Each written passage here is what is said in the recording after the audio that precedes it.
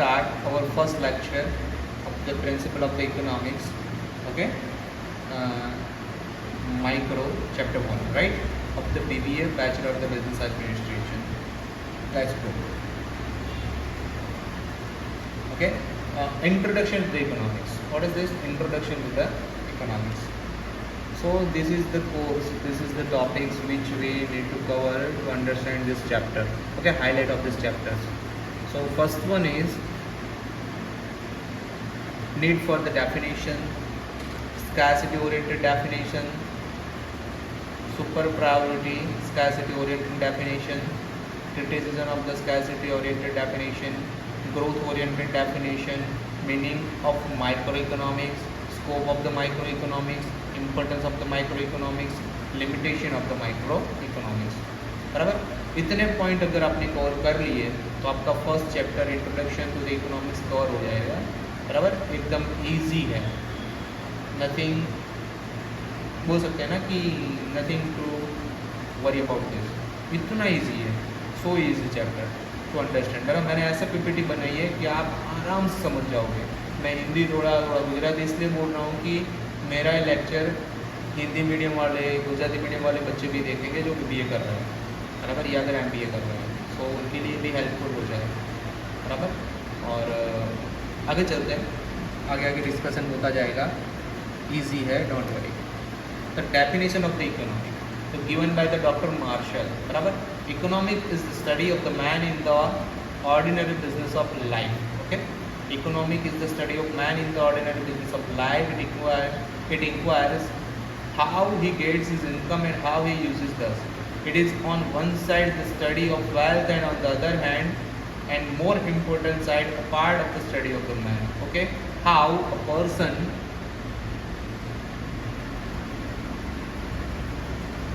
now I think you can get a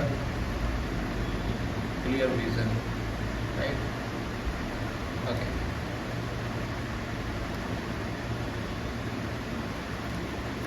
Given by Dr. Marshall, economics is the study of man in ordinary business of life. ठीक है, एकदम easy.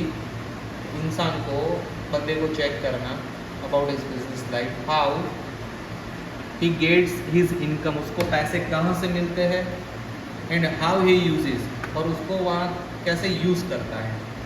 ये एक side की study है about the wealth of the man, कि बंदा कितना वेल्दी है. And on the other hand, more important side, a part of the study of the man.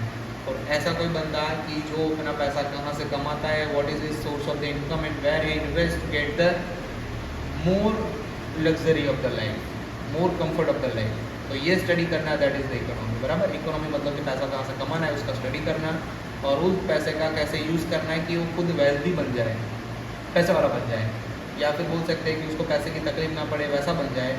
That is the aspect, वो चेक करना, उसको स्टडी करना, that is the definition of the economy. ठीक है, आगे चलते हैं. प्रोफेसर रॉबिन्स, आपका जो चैप्टर का मेन जो हाईलाइट है ना, that is the professor Robbins. बराबर, उसने डेफिनेशन दी थी प्रोफेसर रॉबिन्स ने. This is the most time पे क्वेश्चन जो मैं कह सकता हूँ, which can be asked in your university exam. बराबर, साइंटिफिक डेफिनेशन है. Economic is the science which studies the relationship between the ends, limited resources which have alternative uses. एकदम easy का उसने डेफिनेशन दिया है. इकोनॉमिक इज दैट साइंस, एक प्रकार का साइंस है which studies the relationship between the ends, जो रिलेशनशिप चेक करता है लिमिटेड रिसोर्सेज और उसका अल्टरनेटिव यूजेस. इसमें मतलब कि the availability of the resources, how the human can use it to get the maximize production, maximum profit, और which we can use in alternative uses. अपने पास जो रिसोर्सेज है उसका अल्टरनेटिव यूजेस कैसे कर सकते हैं जो लिमिटेड है. बराबर, उसका रिलेशनशिप चेक करना, that is given by the Robins, उसने बोला था. बराबर, मैंने नीचे हाईलाइट करके लिखा है कि क्वेश्चन कैसे पूछ सकते हैं. The scarcity oriented definition of the economics in its given in 1932 bye the professor Robins. याद रखना, ये डॉक्टर प्रोफेसर रॉबिन्स है, इसको याद रखना, उसका फेस याद रखना, which can help most IMP है. बराबर, आगे बढ़ते हैं. स्कैरसिटी ओरिएंटेड डेफिनेशन इन 1932, उसके जो मेन 4 पॉइंट ऐसा पूछते हैं कि what is the main 4 highlight points involve in the definition given by the professor Robbins, बराबर, of the scarcity oriented definition of the economy. तो पहला तो उसने बोला है कि उसकी डेफिनेशन में है अनलिमिटेड वांट्स। तो बंदे जो होता है, पीपल जो होता है, इंसान जो होता है, उसकी इच्छाएं कभी ख़त्म ही नहीं होती, no end of the wants. If I fulfil my first need then I go for the other. अगर मैंने एक पिक्चर देख लिया, मूवी देखने की इच्छा थी, तो ऐसा नहीं कि फिर मैं मेरे पूरी लाइफ ख़त्म होते होते मैं पिक्चर देखने नहीं जाऊँगा, या फिर मुझे कोई और इच्छा होने नहीं वाली है, ये कंटिन्यू रहेगा, no end of the wants, बराबर। दूसरा, urgency of the wants differs, ये मेरे स्पेलिंग लिखने में प्रॉब्लम हुआ है, urgency of the wants differs, मतलब कि मेरी चीज़ें पूरी करने की जो चीज़ मुझे चाहिए उसकी अर्जेंसी अलग अलग होती है। It's depends on the urgency, depend urgent होना चाहिए, समझ रहे हो ना। अर्जेंट के हिसाब से मुझे कोई चीज़ हासिल करनी है तो मैं अलग अलग तरीके से करूँगा। मुझे जो पहली प्रायोरिटी है, what I want first, I will get that first, then I think about the other things. That is the thing about the urgency of the wants, it's differ, right. Third one is the scarce means availability of the product is very much low in the market, in the low amount of the market, so I can think about the different sources, different options. I will not go for that. Suppose I want a burger and a burger is not available, then I will eat pani puri, golgappa, bhaji pav, whatever available in the market, so I go for that. But that is the scarce, means sort of the demand or supply. Alternative uses of the scarce means the option, always something if I want and that is not available in the market, then I go for the another thing, right?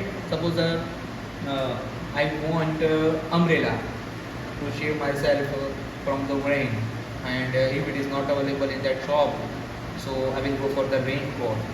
Okay, doesn't matter, but what is I want is maybe I will find in the option. So alternative uses of the square means अपने को जो चीज़ नहीं मिलती तो अपने को अलग चीज़ पसंद कर लेते हैं अपनी अर्जेंसी या अपनी नीड ख़त्म करने के लिए, समझ रहे हो ना। तो that is alternative use of the square means. ये बहुत मुझे थोड़े थोड़े सहमी लग रहे हैं, बराबर। आपको लिखना कैसे तो मैंने बता दिया। आगे चलते हैं। मोस्ट टाइम पे क्वेश्चन है, ये आपकी एग्ज़ाम में आएगा ही। मैं जब आपका पूरा एक कोर्स कंप्लीट हो जाएगा तब मैं सेपरेट वीडियो बनाऊंगा कि कौन से क्वेश्चन आ सकते हैं। तो उसके लिए आपको लाइक, शेयर एंड सब्सक्राइब करके रखना है, नोटिफिकेशन ऑन करके रखना है और सपोर्ट करना है। ज़्यादा से ज़्यादा सब्सक्राइबर मुझे ला के देने हैं और आपको मेरा वीडियो पूरा देखना है। आपको कोई लेक्चर करने की और ज़रूरत नहीं पड़ेगी। मैं इतना कलेक्शन करके बैठा हूँ कि डेफिनेटली आएगा ही आएगा ही आएगा ही। मैं 15 से 20 साल से ये लाइन में हूँ। यूट्यूब का मेरे को एक्सपीरियंस नहीं है, इसलिए मेरे लिए थोड़ा नया है, बट डोंट वरी, मैं मेरा बेस्ट दे रहा हूँ आप लोगों की हेल्प के लिए। तो आपको ये करना ही है, मोस्ट टाइम पे क्वेश्चन है। आगे चलते हैं। ग्रोथ ओरिएंटेड डेफिनेशन, मैंने बहुत कुछ लिखा है इसके बारे में, समझाता जाता हूँ पढ़ते पढ़ते, ठीक है। इतना IMP नहीं है, बट ऐसा नहीं बोल सकता कि नहीं पूछा जा सकता। This is also IMP question, बराबर। इट मीन्स इकोनॉमिक्स लुक्स और seek the techniques to fulfil the present as well as the future wants. क्या बोल रहे हैं कि अपनी प्रेजेंट की जो वांट है वो तो ठीक है, लेकिन फ्यूचर की वांट के लिए भी हेल्प रहेगा। So the definition advocate for good and efficient allocation of the scarce resources in the production sector and puts an effort so that the people can fulfill more and more demands and can grow the resources। यहाँ पे थोड़ा अलग effort दिया है, अपनी demand को बढ़ाने के लिए अपने को अपने रिसोर्सेज भी ग्रो करने पड़ेंगे। This is the growth oriented definition, ठीक है। इतना सा सिंपल था ये। Hence, the theory of economic growth explains the factor which bring about an increase in the quality and quantity of resources and resulting in increase in the national income। और अपने कर लेंगे क्वालिटी और quantity भी बढ़ा लेंगे तो अपने को नेशनल इनकम में ग्रोथ मिलेगा। The growth oriented definition can indirectly help to the national income, so we can grow base level of economy of our country। तो ग्रोथ ओरिएंटेड डेफिनेशन इसलिए इतना IMP है, ठीक है, समझने के लिए। Meaning of the micro economics, आपका जो मेन सब्जेक्ट है ना वो है। Micro means small and macro means large. KE बॉल्डिंग ने ये डेफिनेशन दिया है। The study of particular firms, particular house hold, individual price, wages, incomes, individual industries, particular commodities. ये सब चीज़ जो छोटी छोटी होती है विच इज़ वेरी स्मॉल, बराबर, it is not about the market, it is about some firm, some industry, some factory, छोटी छोटी चीज़ें है, बट मेन चीज़ है, इम्पोर्टेंट चीज़ है, वो सबको ध्यान में देना।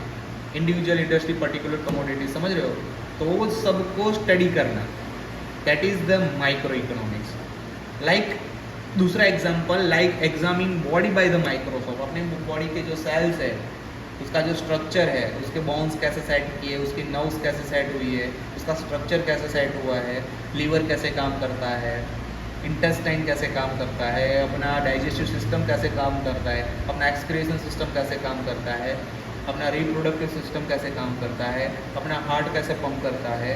तो ये सब चीज़ें, छोटी छोटी चीज़ें which can be observe by only the microscope. Body का अंदर का पूरा ऑर्गन और इस पूरे सिस्टम को एग्जामिन करना, that is the micro economics. Simple सा चीज़, मैंने इससे ज़्यादा तो मैं ईजी नहीं समझा सकता। This is the last day to give the explanation in the easy way, right. आगे बढ़ते हैं। Scope of the micro economics. The scope of the micro economics can be defined from this chart. अब ये chart एक बार वहाँ पे लिख लोगे ना तो एग्जामिनर आपको ऐसे ही मार्क दे देगा। ये इतना ईजी चार्ट है। Theory of product pricing, theory of factor pricing and theory of economic welfare. तो what is the product pricing? वो तो डिमांड और सप्लाई एनालिसिस पे डिपेंड करता है। Theory of factor pricing, factor pricing का फैक्टर कौन सा, how you can decide some price of the product. तो उसका रेंट, उसका वेज, उसका इंटरेस्ट, उसका प्रॉफिट, ये सब मिला के एक प्राइस बनती है। ये खर्चा भी अंदर ऐड करना पड़ता है। इकोनॉमिक वेलफेयर में आएगा ये efficiency in the production, efficiency in the consumption and overall economic efficiency. तो ये तीन चीज़ आपका बिजनेस, आपकी वेलफेयर, आपकी वेल्थ बढ़ाएगी। ठीक है, इतना ये आपको ड्रॉ करना ही है। कुछ भी करो आपको ये ड्रॉ करना ही है। ये याद रखो, आपको ये ड्रॉ करना ही है। तो फाइनल चीज़, आपको ये ड्रॉ करे बिना नहीं चलेगा। थोड़ा हिल जा रहा है।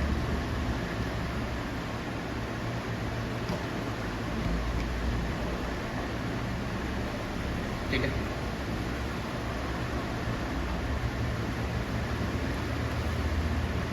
ओके, आगे बढ़ते हैं। Scope of the micro economics, उसका जो थियरी है, theory of product price, theory of factor price, theory of economic welfare. तो theory of product pricing means the price of each commodity is determined by the force of the demand and the supply. कोई भी commodity, कोई भी चीज़ की price है ना, उसकी demand और सप्लाई के फोर्स से डिपेंड की जाएगी, उस डिसाइड की जाएगी।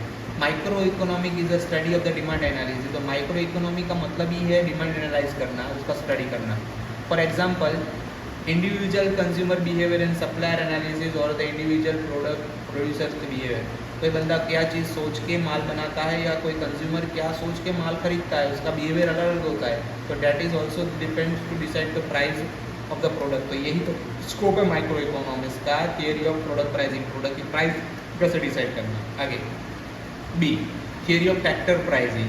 There are four main factors contributing to the production process, which are land, labor, capital and the entrepreneur. ये चार चीज़ से बराबर कोई प्रोडक्शन प्रोसेस कंप्लीट होती है। Micro economics help in determining the factor reward the like land gets rent, labour gets wages, capital gets interest and the entrepreneur get the profit. समझ रहे हो, लैंड का रेंट आता है, लेबर को उसका पगार देना पड़ता है, that is the wages, capital का इंटरेस्ट देना पड़ता है और एंटरप्रेन्योर को प्रॉफिट मिलता है। ये चार पॉइंट भी देखे जाते हैं फैक्टर ऑफ द प्राइसिंग के, बराबर। ये मोस्ट टाइम की चीज़ हुई ना। आगे थियरी ऑफ इकोनॉमिक वेलफेयर। तो उसमें this theory deals with the efficiency in the allocation of the resources which aim at maximum satisfaction of the people. अपने पास जितने भी अवेलेबिलिटी ऑफ द रिसोर्सेज है, मशीन्स है, स्किल्ड लेबर है, जो भी है अपने पास, रॉ मटेरियल है, उसका मैक्सिमम यूज़ करना to get the maximum satisfaction, to give the maximum satisfaction to the people. तो ये है theory of the economic welfare. Scope of micro economic इतना है, आपको इतना एक्सप्लेन करना ही पड़ेगा। ठीक है, आगे बढ़ते हैं। Subject of the micro economic, आप पूरी बुक ढूंढ लोगे, ये क्वेश्चन का आंसर ढूंढ पाना थोड़ा मुश्किल है, सो मैंने आपके लिए निकाला है सब्जेक्ट ऑफ माइक्रो इकोनॉमिक, बराबर। तो आपको ये करना ही है। तो सब्जेक्ट ऑफ माइक्रो इकोनॉमिक्स 5 चीज़ पे काम करता है: consumption, production, exchange, distribution and social welfare. तो माइक्रो इकोनॉमी में कंजप्शन, पहले तो आप कौन सा रॉ मटेरियल यूज़ कर रहे हो क्वालिटी वाली प्रोडक्ट बनाने के लिए, प्रोडक्शन प्रोसीजर क्या है, क्वालिटी वाली क्वांटिटी वाली प्रोडक्ट बनाने के लिए, उससे अच्छा कि सामने वाले को सेटिस्फाइड हो, मतलब कि अपनी प्रोडक्ट की वैल्यूएशन बढ़े। फिर एक्सचेंज, आप किसी को क्या लेके क्या देते हो, that is also main thing. Exchange, distribution, आप कैसे कोई इंसान के पास या कस्टमर के पास ये प्रोडक्ट पहुंचाते हो, it is all about the distribution channel, ठीक है। और लास्ट में social welfare, what is due to the people, what is due to the society. पैसे ले रहे हो डजेंट मैटर, बस उसके सामने उनको अच्छी चीज़ मिल रही है तो that is also social welfare. तो इतना चीज़ ध्यान में रख के subject of the micro economics तैयार किया गया है। या फिर subject of the micro economics में इतने पॉइंट आते हैं, आपको ये तैयार करने हैं। हार्ड क्वेश्चन में पूछा जाता है। सो ये कहाँ से आएगा, कैसे आएगा, कहाँ से मिलेगा, आप छोड़ दो, मैंने आपके लिए रख दिया है। आपको बस ये पकड़ के इसके बारे में लिख देना है, यही एक्सप्लेन करना है, ठीक है। आगे बढ़ते हैं। Importance of the micro economy. Micro economy का इम्पोर्टेंस क्या है, this is also hard to find in your text book, ठीक है। तो it moves how free market economy operate. जैसे फ्री मार्केट इकोनॉमी ऑपरेट होती है ना, वैसे ही समझ रहे हो ना, माइक्रो इकोनॉमिक एक्सप्लेन करता है। तो मेन इनका इंपॉर्टेंस है कि फ्री मार्केट इकोनॉमी में अपने कैसे बिजनेस कर सकता है। What is the free market economy, to do the business by your own mind, बराबर। इसमें रूल्स रेगुलेशन रहेंगे लेकिन गवर्नमेंट आपको कोई बात पे रोकेगी नहीं, that is the free market economy. दूसरा, it construct simple model for understanding the actual phenomena. Product life cycle होती है ना, तो एक्चुअल मार्केट कैसा चल रहा है ना, वो माइक्रो इकोनॉमिक पूरा अपने को एक्सप्लेन कर देगा जब माइक्रो इकोनॉमिक बेस पे अपनी इंडस्ट्री, अपनी फैक्ट्री को चेक करने बैठेगा। It provide analytical tools to evaluate the policy. Business में कैसी पॉलिसीज चल रही है, वो छोटी छोटी चीज़ें अपने को माइक्रो इकोनॉमिक ही समझा सकता है, ठीक है। It help to understand international trade, यही अपने को समझा पाएगा कि अपने इंटरनेशनल मार्केट में सक्सेसफुल हो गए कि नहीं हो गए, अपने को इंटरनेशनल मार्केट में एंट्री लेनी चाहिए कि नहीं लेनी चाहिए, बराबर। It help to understanding the taxes and it also give some idea about how we can give taxation का जो बोलते हैं ना लिमिटेशन, बाउंड्री कितनी है, वो अपने माइक्रो इकोनॉमिक स्टडी करेंगे तो आराम से मिल जाएगा कि भाई ये चीज़ करने में, वो चीज़ करने में अपना कितना टैक्स लग सकता है, या ये प्रोडक्ट या वो प्रोडक्ट में कितना टैक्स होएगा, बराबर। वो अपने को पहले से आइडिया मिल जाती है। It also shows the way to increase in the productivity with available resources, और अपने को ये है ना पहले से रास्ते दिखा देता है कि अपनी प्रोडक्टिविटी कैसे इंक्रीज करते हैं। लेकिन मेन चीज़ क्या है, जितने अपने पास रिसोर्सेज अवेलेबल है उसका मैक्सिमम यूज़ करके अपनी प्रोडक्टिविटी को कितना मैक्सिमम कर सकता है, ये माइक्रो इकोनॉमिक्स ही बता सकता है, बराबर। आगे बढ़ते हैं। अब ये limitation of the micro economics, बराबर, ये भी IMP क्वेश्चन है, इसको भी ढूंढना थोड़ा हार्ड है, आप पढ़ लोगे लेकिन समझ नहीं पाओगे, बराबर। तो उसके लिए भी ये it is based on the assumption of the full employment. Micro economic है ना, वो पूरा फुल एम्प्लॉयमेंट को समझ रहा है, ऐसा नहीं, ये गलत है। It is not about the full employment, बराबर। लेकिन यहाँ पे फुल एम्प्लॉयमेंट की बात कर रही है, तो this is the limitation of the micro economic. दूसरा, इट निगलेक्ट्स द इकोनॉमिक ग्रोथ। सीधी सी चीज़ है, इकोनॉमिकल जो ग्रोथ होता है ना उसको माइक्रो इकोनॉमिक निगलेक्ट कर देता है। ऐसा जरूरी नहीं कि माइक्रो बेसिस से ही इकोनॉमिक चलती है, माइक्रो इकोनॉमिक से भी चलती है। इंटरनेशनल 2 पार्ट होते हैं कोई भी मार्केट के, तो भी काम करता है, लेकिन माइक्रो इकोनॉमिक उसको एक्सटर्नल को या फिर मैं बोल सकता हूँ कि मैक्रो को निगलेक्ट करता है। तीसरा, इट कैन नॉट अप्लाई, ये रूल नहीं है टू द होल इकोनॉमी। अब माइक्रो इकोनॉमिक के रूल है कि पूरी इकोनॉमी के ऊपर तो अप्लाई नहीं हो सकते ना, सीधी सी चीज़ है, तो we can not apply it on the whole economy. ये 3 इसके एजम्पशन है, सॉरी लिमिटेशंस है। अब MCQ 1 वर्ड है, आप एक बार देख लीजिए। रॉबिन की डेफिनेशन आपको पढ़नी है। The law of the scarcity, तो क्या है, implies that income inequality is undesirable. Who open that economics is the neutral between ends, आपको ढूंढना है। Most acceptable definition of the economic is, तो ये मोस्ट एक्सेप्टेबल डेफिनेशन है generally, a study of individual and the social choices in the faces of the scarcity, which is the fundamental premises of the economics. तो आएगा resources are scare and have alternative uses. Which of the following is the normative statement. हाँ, यहाँ पे positive और normative 2 statement पूछते हैं, तो ऐसे MCQ में पूछते हैं, not in the question. Okay, explain the question नहीं आता है, एक्सप्लेन में नहीं पूछते, but in MCQ they can ask, बराबर। तो which of the following is the normative statement, the poverty ratio is high in under developed countries. Poverty ratio is high in underdeveloped countries. This is the normative statement, right? What is the positive statement? I also give that example. Which of the following is a positive statement? The average growth of GDP in India was higher during the 2001-2011 in comparison to the 1991-2001. बल्कि positive ये दे रहा है ना कि 1991 और 2001 के comparison में 2001-2011 का जो जीडीपी रेट है इज हाई. तो this is the positive statement. Which of the following indicates macro approach. आपको अंदर ऑप्शंस दिए जाएंगे, उसमें से ये एक वाला आता है, याद रख लेना. ऐसा यही आएगा जरूर नहीं है, बट ऐसा क्वेश्चन पूछ सकते हैं. In free market economy resources allocation is determined by the. In free market economy resources के जो अलोकेशन है वो कौन डिटरमाइन करेगा? तो आंसर आएगा profitability of the investment. The central point of the definition of the economics given by the Samuelson ने central जो डेफिनेशन इकोनॉमिक दी है उसका सेंटर, जो उसका मेन सेंटर क्या है, वो बोलना क्या चाहता है? The growth over time. जितना टाइम दोगे बिजनेस में उतना ग्रोथ होता रहेगा. सीधी सी चीज़ है. द इकोनॉमिस्ट वो use the first word macro and micros. तो कौन था जो इसने माइक्रो मैक्रो दोनों वर्ड इकोनॉमिक के लिए यूज़ किए? तो उसका नाम है Ragnar Frisch. The central topic of the micro economic is business cycle. बराबर. The author of an essay on the nature and the significance of the economic is the Robins. इतना याद रखना है बेटा. बराबर. Thank you for watching. Please do like share and subscribe. बराबर. आपके friend circle में आपके जो अलग से स्टूडेंट्स हैं उन सबको दो. और मैं इतना मेहनत कर रहा हूँ आप लोगों के लिए, हर सब्जेक्ट के लिए, not for this only same 1. बराबर. सेम 1 के सिर्फ इकोनॉमिक चैप्टर की बात नहीं चल रही है. मैं आपके लिए हर चैप्टर की बात कर रहा हूँ, हर सब्जेक्ट की बात कर रहा हूँ. मैं सबकी वीडियो रखूँगा, even for the maths, even for the principle of the management, even for the accountancy, everything. Okay. लेकिन मुझे टाइम लगेगा बिकॉज मुझे उसमें से इसमें लिखना पड़ता है, सम आपके सॉल्व करने पड़ेंगे.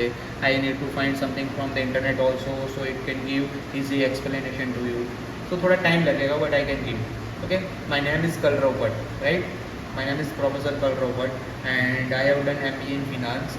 I am operating Cohesion Institute in the Vahalal and in the Naroda and in the Jan. So I am in the education field since last 15 years I can say. बराबर. तो आपको चिंता करने की ज़रूरत नहीं है. I have lots of experience.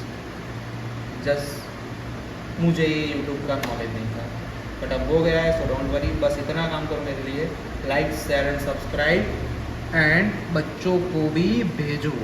इसका तो कोई पैसा लगने वाला नहीं है, आप पैसे भी नेट बर्बाद कर देते हो. तो invest your internet data in right way. This is my son Dhanush Bhatt. Thank you. Like share and subscribe and do a well comment. Okay. I will provide in future my personal mobile number so you can WhatsApp me of your personal questions, your personal doubts. Don't worry. Thank you. Have a nice day. Please do like, share and subscribe. Thank you.